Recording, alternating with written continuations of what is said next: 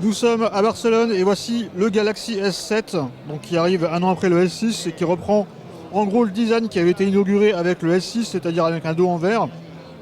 Avec une petite différence cette fois-ci, c'est que le dos est légèrement incurvé, comme l'écran du S6 Edge d'ailleurs.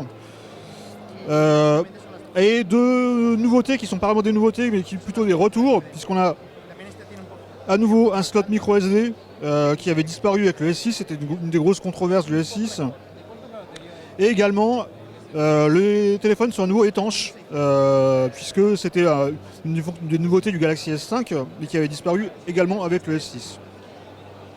Donc on a au niveau du design aussi un petit truc à noter, c'est l'appareil photo, qui est nettement moins, qui dépasse nettement moins de la coque. Là on a le S6 et là on a le S7.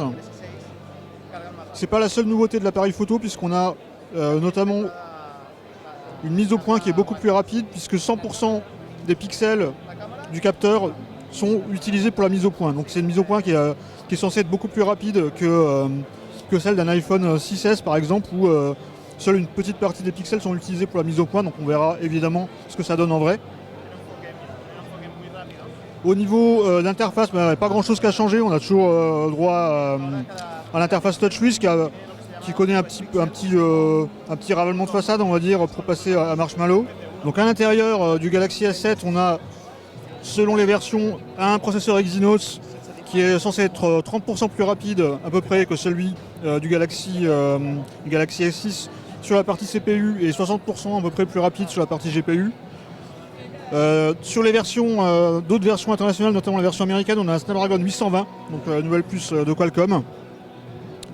Et on a le support des nouvelles API Vulkan, donc qui est un petit peu le successeur d'OpenGL. On a vu notamment une démo de ces nouvelles API qui ont l'air assez impressionnantes. Là on fait tourner en AnTuTu Benchmark, donc voilà. On a des performances, alors, bien sûr on verra lors du test ce que ça donne, mais on a des performances a priori qui seront supérieures à celles du Galaxy S6. À l'intérieur également, ce qu'on peut noter, c'est qu'on a 4 Go de RAM alors qu'on en avait 3 sur le Galaxy S6, donc c'est aussi un petit progrès à ce niveau-là. Les capacités de stockage n'ont pas changé, on a toujours du stockage interne qui commence à 32 Go. Et donc, comme on l'a dit, un slot micro SD qui vient compléter la capacité interne, notamment pour les photos et les vidéos. On va avoir de nouvelles fonctionnalités aussi, puisqu'on a un écran. Alors c'est une tendance, on dirait, puisque LG nous l'a déjà servi cet après-midi avec le LG G5. On a la possibilité d'avoir ce qu'on appelle un Display Always On, qui va permettre d'afficher des informations. Alors c'est déjà connu, on avait déjà ça notamment sur le Moto X. Et la possibilité d'afficher des notifications ou l'alarme,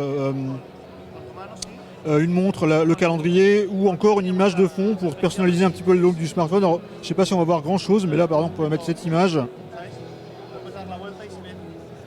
On va verrouiller le téléphone. Et voilà, on a l'heure qui s'affiche avec une petite image en fond. Ça permet de personnaliser un petit peu le look de l'appareil, c'est assez sympa, c'est pas non plus la fonctionnalité de l'année, mais ça fait partie des petites nouveautés logicielles au niveau du Galaxy S7. Donc le Galaxy S7 sortira le 11 mars, il commencera à 699 € et les précommandes seront ouvertes d'ici quelques jours.